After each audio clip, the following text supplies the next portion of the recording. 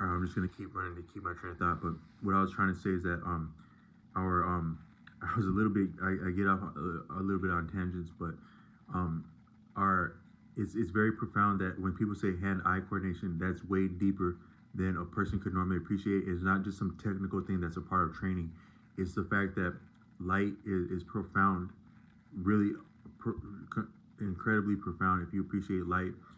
Also, our ability to ascertain and perceive light in our eyes within the connection of our hands to our eyes in our existence, but also our hands to our ears. Because I was saying that I play something called like fingerstyle, classical guitar fingerstyle, where I'm doing things with my fingers between my both my hands, but also mitigated by my ears. Some of it visual also, but more so the ears and the hands. And so the hands, the hand bone connected to the ear bone, the eye bone connected to the hand bone. It's kind of like that, where our body is simply connected to itself. So it's not just that our body is connected to our eyes, yet our bodies are connected to our eyes as much as anything else. And maybe you can see that in the eyes, because the eyes are part of the function of the eyes is to see. According to the scholar Morris Brooklyn, our different senses, like our eyes, nose, taste, hearing, they have the regular range that we're perceived of, that we're accustomed to engaging with life through those senses through. But they also have deeper dimensions and deeper functions than what we know in the most basic terms. So that is to say that our eyes have more function than just simply perceiving light. You could say part of that would be also to express, like in communicating. The eyes communicate like that. Also, the nose would have more function than just smelling as we perceive it. I think that the nose has something to do with fighting. If you've ever had a real fight on your hands, sometimes you don't know you're in a fight even as you're fighting until you feel something with your nose. If you're really having like, you can have like bad vibes with people and stuff like that, but if you get a certain sensation in your nose, it's real at that point, and what you are as an existence knows what that means. That might be what's so brutal about like what they call waterboarding, which would be like one of the most an actual like a war crime in how heinous a form of torture that would be to waterboard someone. But it's part of that, the function that the nose is really, is they would say the sensation of drowning is what that is. And according to the Judge Joe Brown, the TV personality and scholar Judge Joe Brown, is that there's some things that you should be comfortable with doing and not doing in life, that you just know what you wouldn't want to experience. For him, that would be drowning. He said he's experiencing different things, like he's been assaulted at his home in night hours. But one thing that he's not willing to put himself into, that he would not like to experience, is to be water or to drown. And for me, that would be like to lie. I don't like the sensation of lying and being discovered as a liar is something that I wouldn't want to perceive. So sometimes I believe in justice, and I believe in fighting for what's right, and I believe in protecting people who are innocent and helpless sometimes, or if not naive. But I wouldn't be willing to work in law enforcement, because I wouldn't be willing to lie to a person in order to go undercover and have to feel what that'd be like to be discovered as a liar. I wouldn't want to experience that for myself. So that's one thing that I don't entertain. But to him, the sensation of drowning would be horrible. But I think what would be deeper than that, or part of that, is just the sensation of our nose. Is that water going up our nose? Our nose perceives fighting, I think, and you really, you know what a fight is when you can feel a fight with your nose. You'd have to be in a fight before to know what your nose has anything to do with fighting. Then also, I think that taste might be part of lovemaking, is a part of bonding. So they say people bond over food. If you've had certain meals like soul food, you've had a certain dish at a time in your life where you're at a place where you would have a spiritual meaning to be at that place. Like, say you were part of a faith setting, or even a part of a profession where you're doing something true to life, real to life, with real consequence and real meaning and real feeling about something. That, and you have a food prepared for you under that circumstance, in that setting. That food, whatsoever it may or may not be, is going to is going to speak to you differently. And that might also be part of the fact that we take in our body. So what do you feel a way about? What do you feel connected to? you feel connected to your body.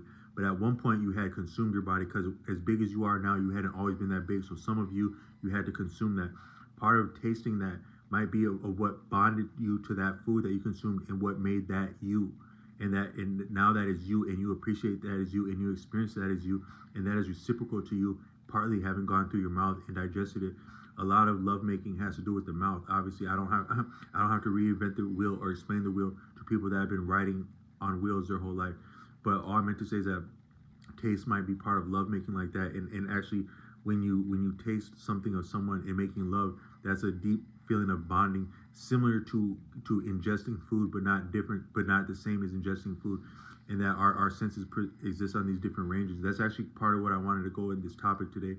So I was going on some different tangents trying to lead into it, but that's actually the premise. Is just I wanted to put forth some ideas, which is that I one time was so a lot. So some people can have an appearance, right? Like some people, like a person might look at this video and see me or some of my videos and appreciate me as being attractive or not attractive, handsome or not handsome, sexy or not sexy, whatnot. And then you might know other people that would have a similar features to me. And then, but I don't think that there's anything cool about comparing people in life for any reason. I don't think there's anything cool about that. But for the sake of this discussion, say you had someone that you were comparing to me, and you appreciate another person as attractive or not attractive. If you were to, so how can a computer would maybe look for trends like symmetry or features of what makes someone attractive or not attractive, but that doesn't actually do justice to what is attractive, because you could have someone that would have that could be in analytical terms, in strict objective metrics, could be reasoned to be more appealing or less appealing than I would be in strict physical terms as I appear, like on a smartphone or maybe in life. But that's not all of what is actually attractive about me and not attractive about me. But part of it is that I'm moving differently than different people. So whatever it would take for me to be sitting on this camera with the general like body weight composition that I have, complexion that I have, as that's mitigated by like tanning and being in the sun and whatnot, different aspects of my appearance, there would have to be some living that would have to come across in order for me to present like this and exist as this.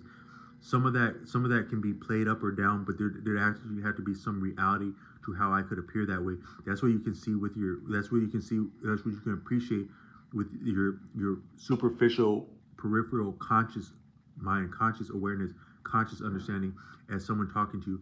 But as sure as I'm talking to you, there are other things that are being communicated about me, the way I'm speaking, the way I'm behaving. Like when I started this video, I was like this a little bit. That's actually because I had ate before I ate a video, and I was like, damn, do I want to eat before I make a video? Because like I'm gonna seem like I just ate before making a video. But I was like, damn, I'm actually experiencing hunger pains too, and you can be doing damage by not eating. So I'm not. I've went without a meal before recently, and I'm not shy to do that. But we do gotta eat. So, but as I was doing that, you can appreciate that I would have been eating before I did this video, so you can appreciate some of how I've been moving, at least within the last 10 or 15 minutes. But then deeper than that, as I appear, you can perceive different things about me consciously and unconsciously and subconsciously, but I would say by and large subconsciously and unconsciously more so. That would just be how I'm existing in life and how I'm moving, the type of things I'm doing. Now me, I don't entertain. I'm not versed with weapons, and I haven't been employing like firearms, weapons since I've been an adult. Not on a person and not practicing. But that I had done that or had not done that, you can somewhat perceive that in just the different goings on that I have to do. Because on the one hand, we're always vibrating as beings and as existence. We're always vibrating.